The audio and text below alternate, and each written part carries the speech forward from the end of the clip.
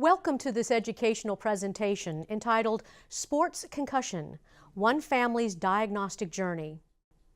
In this film, we'll follow the 6-year medical journey of one family whose son received a sports concussion, his diagnostic course, and long journey toward healing. The family shared his medical records and his story in hopes of helping others. Our purpose is not to prove errors of diagnosis after the fact or assign blame to any practitioners. We weren't there and can't know for sure. We aim to identify common pitfalls that can steer diagnosis off course so that others may avoid those pitfalls. And we will also present what has changed in recent years in our understanding of head injury. We'll be presenting the case of Charles, age 16 at the time of his injury. 6 years later, we asked several physician specialists who were not involved in Charles' care to make general comments, not specific to his case. Our purpose is to assist practicing physicians to identify what can be done now to improve recognition of concussion injury, prevent further harm, and promote maximum recovery. We'll begin with a chronology. Charles was 16 in September of 2009. He was close with his 3 younger siblings. He had many friends and he was doing well in school. He'd just gotten his driver's license and had driven himself to play in a school soccer game. A few minutes into the game, he received an impact from behind. He fell and hit the back of his head. Neither his coach nor his parents in the bleachers saw him fall. He got up, shook it off, and played out the entire 60-minute game. Afterward, he told his mother his head hurt from a fall. He was feeling dizzy and wobbly. He asked if he could leave his car at school and ride home in the family car. When we got home, Charles was complaining of a headache, and so I told him to take a couple Motrin and go lay down in a dark room, and if he wasn't feeling better, an hour or so to come get me. When he came down to talk to my wife, Michelle, about his headache not going away and his dizziness, and we looked at his pupils, we saw that it weren't dilating, and we both kind of decided that he should go to the emergency room. The emergency physician noted the head injury and Charles' report of clear fluid coming from his nose at the time of the fall, and subsequent dizziness, nausea, visual disturbances, and persistent headache. In the emergency department, Charles had a CT scan of the head, which was reported as negative. He received medications for nausea and headache. He was diagnosed with closed head injury and concussion. This ED visit was on a Friday night in September.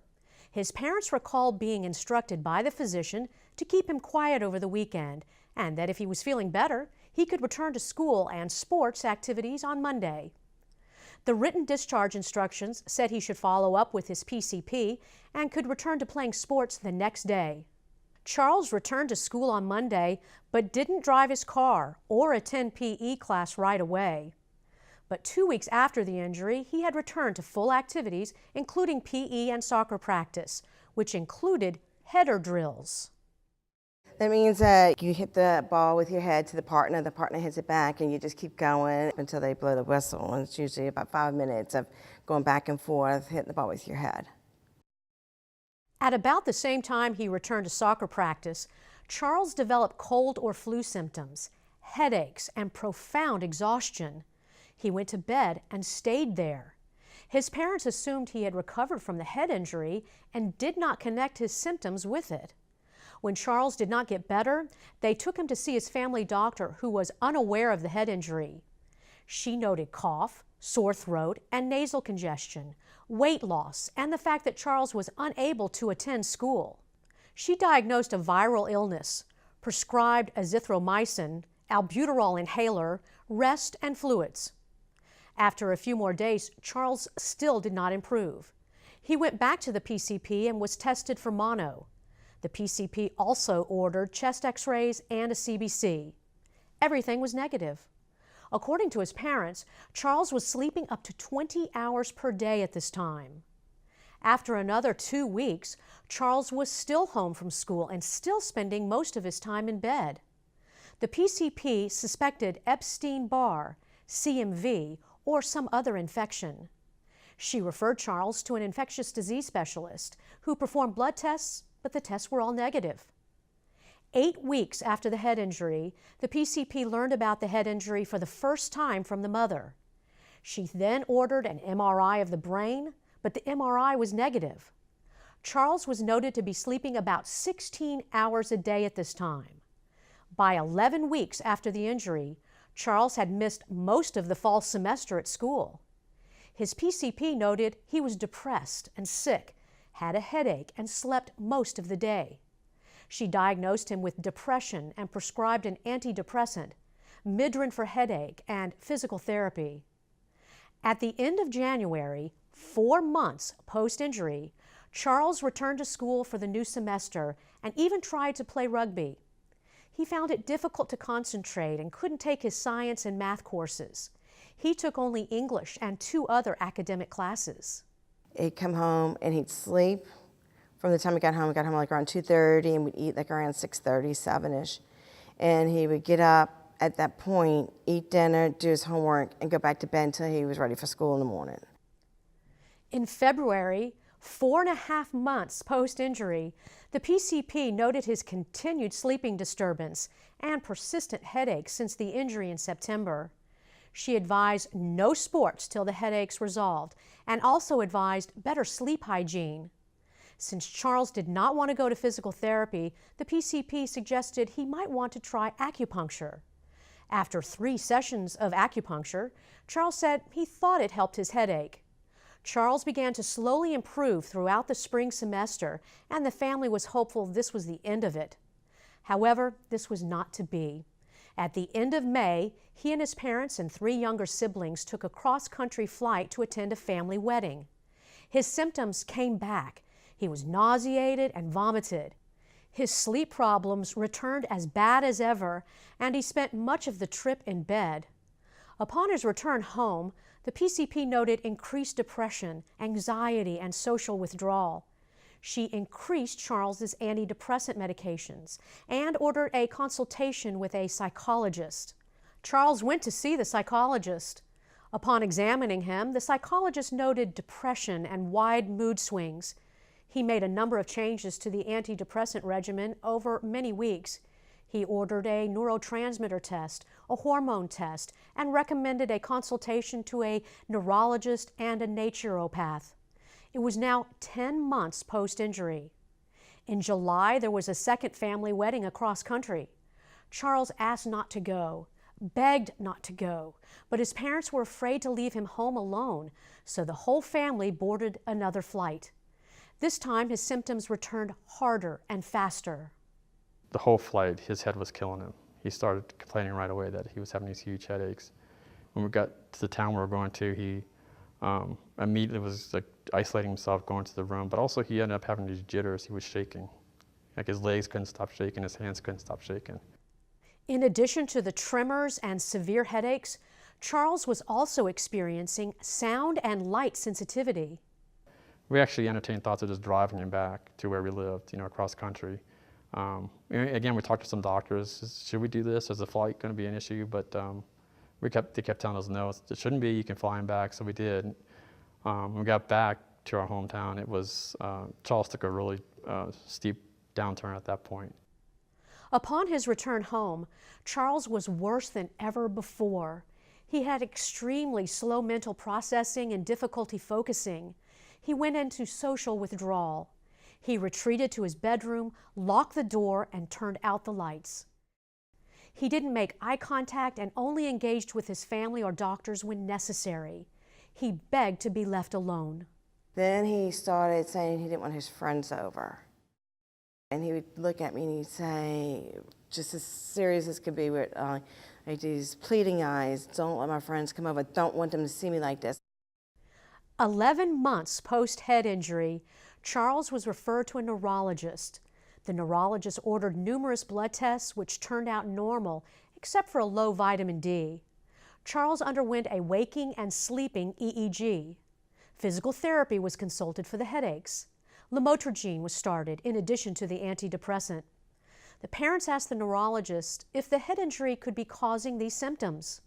The neurologist told the father that only a few of his symptoms were related to the head injury, possibly the headaches from flying, but concussion was not the major factor. At this point, Charles was voicing paranoid thoughts and sometimes hearing voices. Schizophrenia was discussed as the possible cause. A nutritionist was consulted who ordered allergy testing and diagnosed a gluten allergy. A homeopath was consulted. The homeopath diagnosed pseudo-Parkinson's symptoms and ordered food supplements, vitamins, craniosacral treatments, and a rotation diet. Meanwhile, his father reported that Charles had gotten much worse. He looked scared, and he told his father he felt people were watching him. He complained of seeing security cameras everywhere, in buildings and on the street. Once he became agitated when he and his family were eating in a restaurant because of cameras and because he saw a policeman enter the restaurant wearing a holstered gun. There was another instance at a family dinner. Michelle was like making some bread, buttering some bread, and he was over there getting his dinner, and she's like pointing the butter knife at him, so you want me to butter your bread? And he just got this looking like he was going to kill him. He just got that really scared look, and she wasn't understanding what she was saying. He just looked like he started backing up. And I almost had to sit there and slowly explain to him, I had to put the knife away. Do you want butter on your bread for him to really comprehend it? So those are the kind of incidents that I think, made doctors wonder what else was going on here, because it just seemed like this total degradation of his, senses at that point.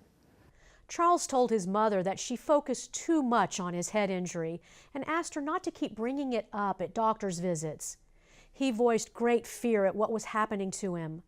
Charles did not return to school for his senior year. I think in his mind, he thought that something was going on, that he was going crazy, having some psychological problems. We weren't even thinking about school at that point. We were just thinking about his general health and trying to get him safe. A full year after the injury, Charles saw a psychiatrist for the first time. The psychiatrist noted a history of brain trauma and diagnosed major depressive disorder. The psychiatrist referred him to an endocrinologist and a neuropsychologist. Over the better part of that year, Charles underwent countless tests, medication changes, and consultations with providers in numerous specialties. He and his parents virtually lived in doctors' offices. The doctor's visits were a stress and strain on the whole family and on Charles in particular. That was probably the scariest point, because he really wasn't able to communicate as well as he normally could, and so you didn't know what was 100% going on with him. Like, what kind of noises was he hearing? Was he really hearing voices or not? And I think every night we went to bed worried that is he going to kill himself? Is that something going on? Is that really going through his head? He's afraid to share it with us.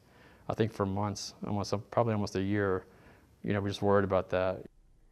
2.5 years post-injury, he and his family moved out of state, established care with other physicians, and Charles embarked upon 40 hyperbaric treatments. At 3 full years after the original head injury, a neuropsychologist wrote that the head injury was at the root of Charles' problems, exacerbated by a premature return to activities. His severe head injury symptoms led to a state of major depression.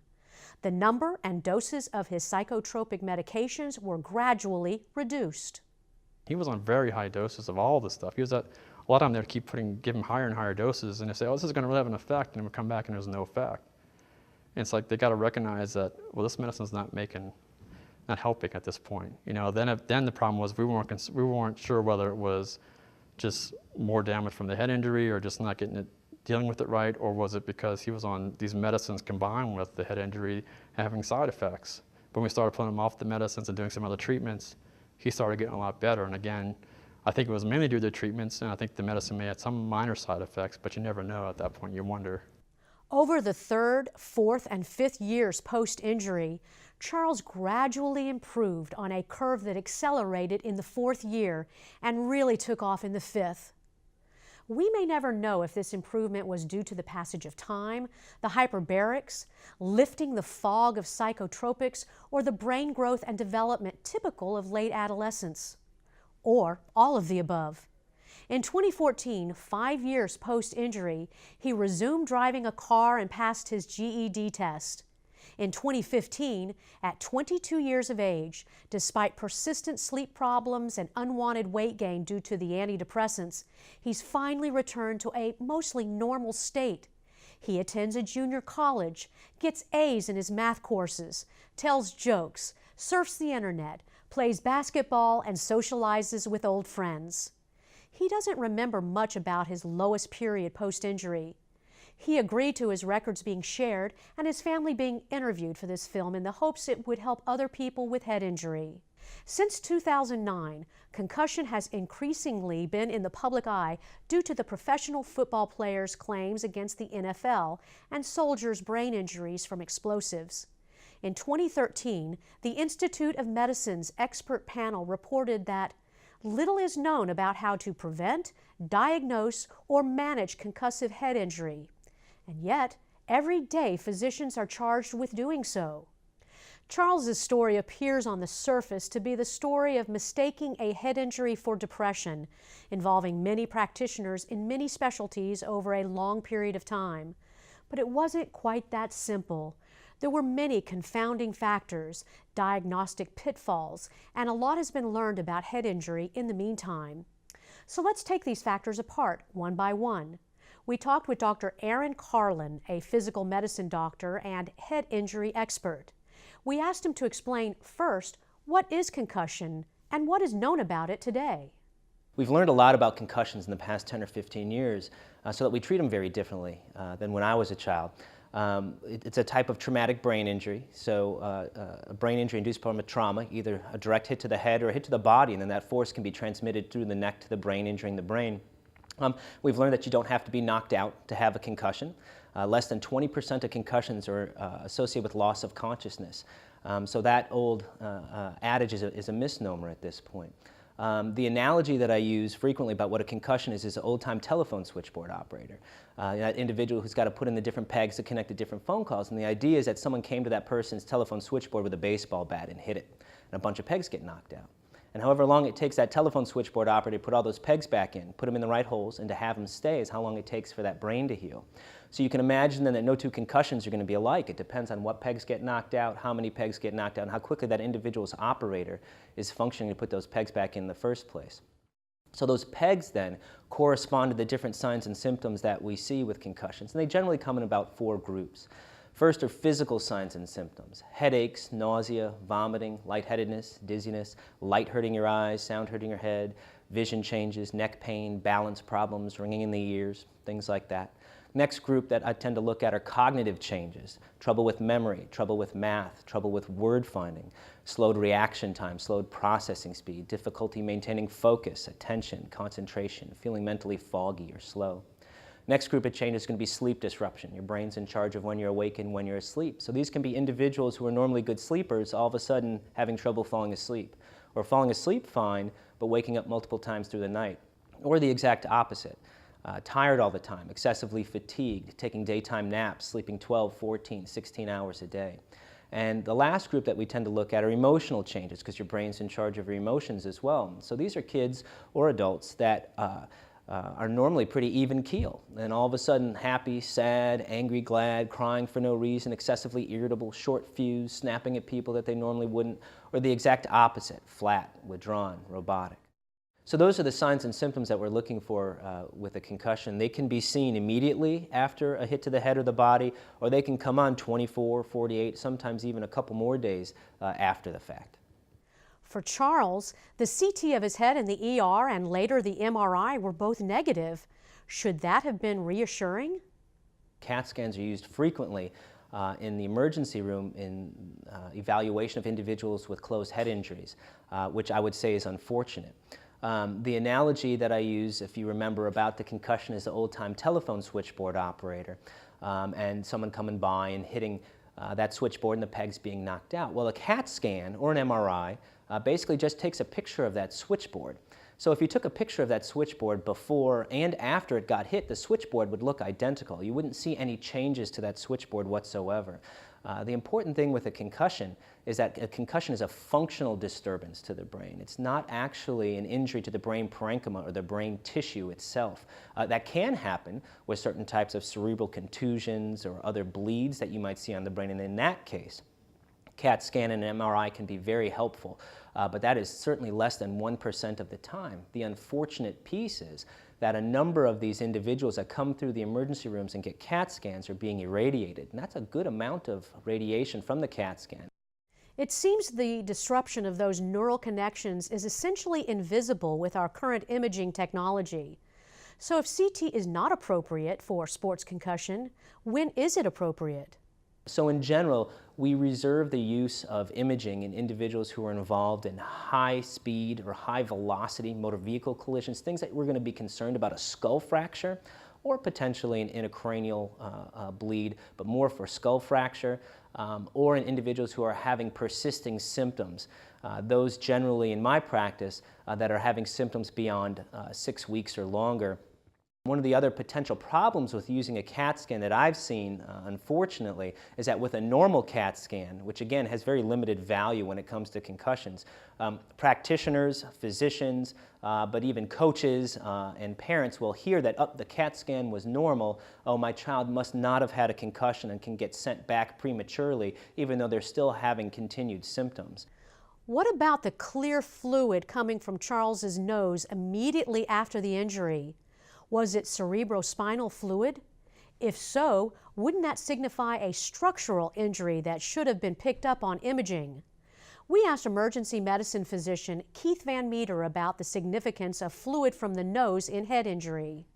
When a patient has fluid coming from the nose, it's called rhinorrhea, or from the ears after a head injury, it is particularly important for the suspicion of a basal skull fracture to be suspected. And a basal skull fracture occurs when there's a tremendous amount of focused energy put into the brain case, the bones or the covering of the brain, the skull. And if that has occurred, then the brain, which sits on bony territory at its base that is got sharp edges, is padded, yes, with cerebrospinal fluid, which encases the entire brain. The brain is impacted and can have coup or counter-coup energy transmission, or even worse, rotational energy transmission into it to disrupt those axons that we talked about for the diffuse axonal injuries, or the injuries that can't often be seen on CT. The CT is reasonably good at seeing bony injury structure, but not much help in a rhinorrhea after brain injury, because often it's very hard with a CT to see a basal skull fracture. It's more often not seen than seen. And then also because the CT misses the subtle injury. And so the CSF, or the cerebrospinal fluid coming from the nose, like a runny nose, is really a signpost to the potential of tremendous energy abruptly transmitted rotationally or linearly into the brain, and concussion. So it is entirely possible for there to be a basal skull fracture and it not show up on CT. If Charles had such a fracture, it might possibly explain the fluid from the nose. But that's a mystery that cannot be solved at this point. We'll have to be satisfied with learning that it is possible for a basal fracture to not show up on imaging. Concussion is diagnosed primarily by history and examination. There is a history of an impact, an observation for the 4 types of symptoms that a patient may develop post-injury: physical, emotional, cognitive, and sleep disturbances. And we also learned that the negative CT is a diagnostic pitfall in sports concussion. It contributes to an assumption that the injury must not be very significant, and it may lull provider and patient into thinking it's okay to resume normal activities before it is okay. We now know there can be widespread disruption of those neural connections. This disruption will not show up on imaging, and it may not be wise to perform a CT for sports injuries in the first place. Parents may demand a CT scan for their child with a head injury. They may demand the child be admitted to the hospital for observation. They may expect to see some treatment ordered. This can be another pitfall. Doctors are trained to order treatments, and parents expect their child to receive treatment. What happens when there is none in the conventional sense? There is a phrase that is alien to emergency medicine, and that's tincture of time. And it is a therapeutic modality because the body definitely wants to, in wounding, like a concussion is a form of wounding, come back to equilibrium, to an uninjured state as best it can, or to come back to a state where even if the repair has in itself been a bit injurious because of the inflammatory states that occur during repair, that new pathways are retrained and that the body can recover. And it takes time for all of that to happen. So time lets a wound unfold to its advantage to reinstate the patient with repair. And you need sleep. As sleep is so healing. There's some very intriguing sleep theories as to why every mammal and even reptile needs sleep. It is extremely regenerative. We know that it's not just about physical rest anymore, not just no running, jumping, lifting weights, playing sports, because one of the things that your brain does that your ankle or your hamstring doesn't do is that it thinks. So things like TV, computer, video games, texting, telephone, homework, movies, music, iPod, iPhone, iPad, this, that, all that kind of stuff is like flexing your brain muscle. And you wouldn't run on a bum hamstring or a bum ankle. So we want to limit those kinds of activities that are flexing that brain muscle or stressful to the brain from a cognitive standpoint. And there's no definite general rule of thumb, but what I oftentimes use in my practice is 30 minutes on, 30 minutes off while that individual is still symptomatic from their concussion. And that's not a hard and fast rule. If you watch television for 35 minutes, your head's not going to explode or anything like that. But the idea is to keep it to a minimum, at least in the early acute phases while we're having that brain heal. Ordering rest in this busy day and age runs into a lot of barriers. Doctors are pressured to release workers to return to work. Students are expected to be in school unless they have a sick note. Athletes are supposed to tough it out and show up for practice. We're conditioned to think we should be operating at full speed unless we are actively under medical treatment. Generous rest and sleep and time to recover from an injury that no one can see, that just goes against the grain. We don't know what Charles's symptoms were in the first 2 weeks post-injury, but they weren't enough to attract serious attention in a busy family of 6, and there was no medical checkpoint before he returned to normal activities. Things have changed since then. Since 2009, most of the states have put protective legislation in place for student athletes with a head injury to promote that rest and healing. Dr. Carlin helped write his state law. Here in Louisiana, we were the first state in the Deep South to have a law in the books regarding youth concussion, and the 25th in the United States. And the 3 basic tenets to it, first of all, was any child who's had a concussion should be removed from the game or practice and is not allowed to return back to that game or practice. The second piece of it is a very important piece in that child then suspected of a concussion needs to then be evaluated by a physician or appropriate health care provider, and that's spelled out in the legislation, that in order to be cleared to come back to play. And generally, the accepted way to do so is in a graduated return to play fashion. The final piece is an educational piece. And this is important in that it requires all coaches, whether they're employed or volunteer coaches, and those individuals involved with even administration of those athletic leagues to undergo education on concussion each year annually, either online or through a actual curriculum through their league. And the last piece is that every parent needs to sign a form, an informational form on head injury and concussion, stating that they're aware of the program that's in place and has some information about concussion signs and symptoms for them to be aware of. So the state laws now require that a head-injured player shall be evaluated by a physician or other provider to be cleared, and then will return to play in a graduated or gradual fashion. In Charles's case, the coach didn't see him fall, so the protocol would not have been activated even if the law had been in place. Charles just kept playing. A lot of athletes won't tell their coaches, won't tell their teammates that they are having those symptoms for a number of reasons. One, They're just simply not aware of it. Also, another reason why a lot of these individuals, especially the student athletes, will hold in that information is they just want to play. They're told to play through pain. It's okay in some instances to play through an ankle sprain or a contusion on the arm, but a concussion should never be anything that somebody plays through. It's better to, the adage is, it's better to miss one game than an entire season. From what we can tell, and remember this was 2009, it was pretty much left up to Charles to say when he felt ready to return to activities. He did not see another physician before returning to sports, so we have no medical record, no physical examination, and the family doesn't have much recall about his condition in the 2 weeks after his injury. So how would one know when to clear an individual for regular activities? So there are 4 criteria that people need to meet that we generally accept and utilize in the clinic setting that they would need to meet in order to be started back on a graduated return to play, return to work, or return to school schedule.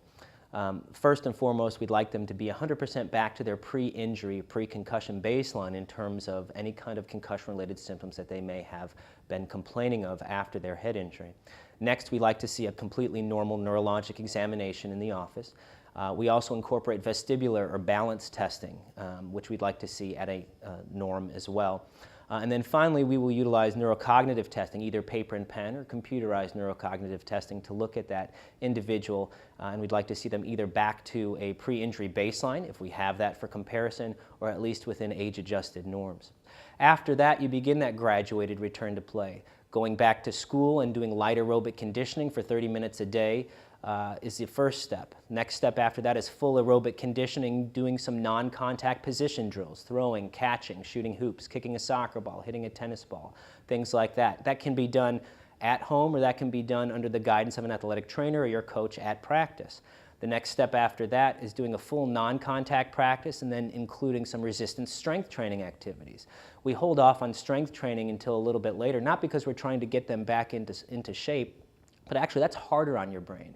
When you tend to do push-ups or bench press or things like that, you do something called Valsalva, or you bear down. That increases the pressure inside your head, putting more load on the brain and potentially setting off symptoms that you were having before. Each one of these steps that I've alluded to increasingly puts more strain or load on the brain, so we're essentially kicking the tires of that brain a little bit harder each time to see if any symptoms come back. If you complete that step without any return of symptoms, then you go on to the final step, which would be a full contact or collision practice, doing controlled hitting drills, for example, in football, or headers with soccer. After you finish that, then you're cleared to return to gameplay without restrictions. Anytime during that return to play protocol that you have any return of symptoms, the individual is to rest until they're symptom-free for a predetermined period of time that's individualized to that individual's concussion history, and then resumes back at the last step in which they tolerated. Dr. Carlin warns the danger of an individual returning to regular activities before the original injury is healed is that the individual is at greater risk of a new injury, which he says takes less of an impact to do, and the symptoms tend to be more severe and longer lasting. The problem there is that it takes longer then for that brain to finish its complete healing. Most folks are better from concussions back out on the field, 80 to 85% by 3-4 weeks. Those that aren't, though, are in what's called post-concussion syndrome territory. And for every week and for every month that you continue to have symptoms beyond that period of time, it can become harder and harder for that operator to put those pegs back into the switchboard that I alluded to. The patient from having one concussion event almost invariably has diffuse axonal disruption and inflammatory events that have occurred in the brain.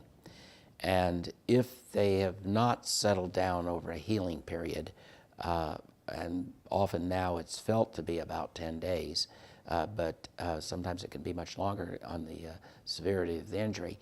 If they go back and re-injure on top of an injury, it would be much like having a venous insufficiency ulcer on your leg that's just about healed with thin skin, and hitting it again, and it surely will reoccur much faster than on intact skin on the same extremity. Well, the brain is wounded, actually. It's just a different type of wound, but it is wounded, and if it's reintroduced to impact injury again on the order of a concussion, it stands just much like a standard wound to be worse for its non-structural integrity that goes into the injury in the first place by the first injury. So a new head injury or insult takes less impact to do more harm and more long-lasting harm. When Charles returned to soccer practice after 2 weeks, he came down with fatigue and flu-like symptoms and took to his bed. When he didn't get better, his parents took him to his PCP. They thought the head injury was behind him, so they didn't mention the head injury. But with 6 years worth of hindsight, it looks like he had incurred a new head injury or insult when he returned to soccer practice. After a few weeks in bed, the PCP diagnosed Charles with depression and began treating him with antidepressant medication. Was this a mistaken diagnosis, or was Charles both head injured and depressed? We asked Elmore Rigamer, a child and adolescent psychiatrist, to comment on the relationship between head injury and depression. Depression and the symptoms of concussions overlap. Many of them are the same. It's difficult to disentangle them because they both have multiple etiologies. But I would say, especially in young people, that depression is one of the symptoms that you see in a recovering child or adolescent who has had a concussion. Indeed, in some studies, about 60% of children and adolescents who have had a brain injury have depression as part of the recovery. It's common. So this population is especially vulnerable to head injury, but also the differential diagnosis is not as neat or as clear as it would be in someone older, an adult, because so many psychological dynamics are going on as part of normal child and adolescent development. It's clear Charles had a lot to be depressed about, but no one was able to explain to him that his steep decline in functioning was precipitated by the head injury. About 6 months after starting antidepressant medication, Charles came to believe he was losing his mind, and he told his mother to quit bringing up to the doctors that he had a head injury. Would it have helped if the doctors and parents had been all on the same page at an earlier point and told him that his symptoms, including the depression, were all related to the head injury? One really important thing in the beginning, after the event takes place, is to sit down with the patient, parent and child, and explain what you're going to go through as a result of this concussion. And depression may be a part of it. So you lay out all the symptoms at the same time that you are explaining the diagnosis by laying out the symptoms. You are talking about recovery, and you're predicting what you will feel in recovery. And I think that will go a long way toward the patient, child or college student, managing the depression if he knows, I'm feeling like this because I have this concussion. Another mystery is whether the antidepressant medications and psychotropic medications might have been hurting more than they were helping, especially as the doses escalated.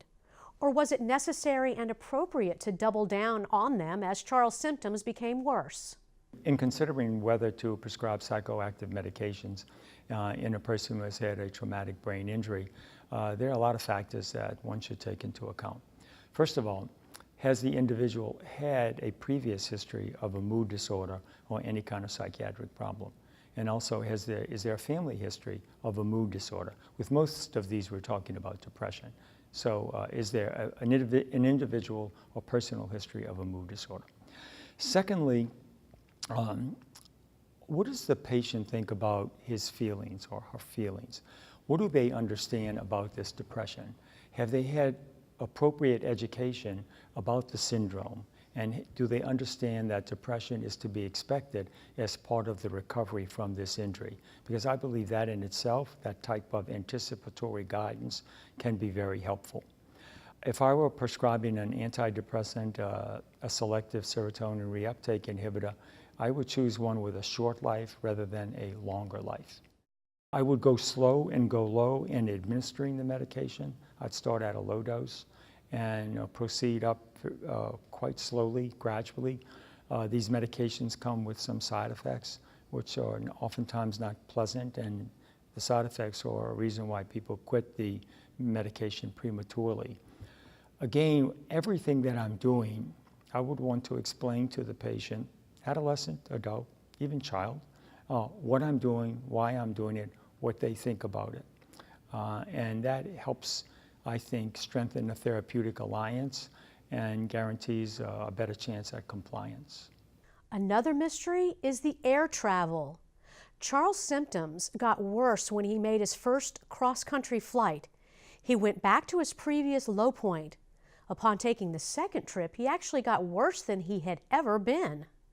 The plane flight is a period of non-movement, of subtle off-gassing, and of low oxygen inadvertently.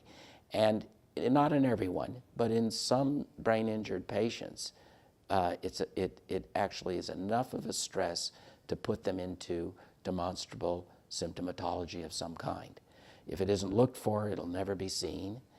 In addition to emergency medicine in the conventional setting, Dr. Van Meter is a longtime expert in treating deep-sea divers with the bends, a different type of brain injury. He compares the two. And I'll tell you, it is exactly like, again, going back to diving medicine, which went through this whole stage that concussion is going through now, many years ago, where when we didn't look for anything, the divers were returned to diving rather quickly right after injury, central nervous system injury. And now there's 9-month wait periods before a commercial diver can go back in. The industry had to get behind it, which they have very responsibly, and the government had to the U.S. Navy had to get behind it, which they have very responsibly. And it looks like the CDC and the physician community is responsibly getting behind concussions. Just think of it, if we were to go to the slopes of Pikes Peak in 5 minutes, we'd be a little breathless. Even if we were conditioned, even if we were an athlete, we'd be a little breathless. We'd be breathless because we would be breathing about 17% equivalency of oxygen, not 21%. So we'd be down 4 percentage points on fraction of inspired oxygen rather automatically. Hyperbarics is a proven and accepted treatment for the central nervous system injury of deep-sea divers. Dr. Van Meter described an experimental Department of Defense study that is underway to use hyperbarics to treat brain injury received at ground level. Charles received this treatment, and his parents are certain that it helped him. Whether that is what turned the tide for him is a question we can't answer at this point. But it'll be interesting to see the results of the Defense Department study. Another mystery is this.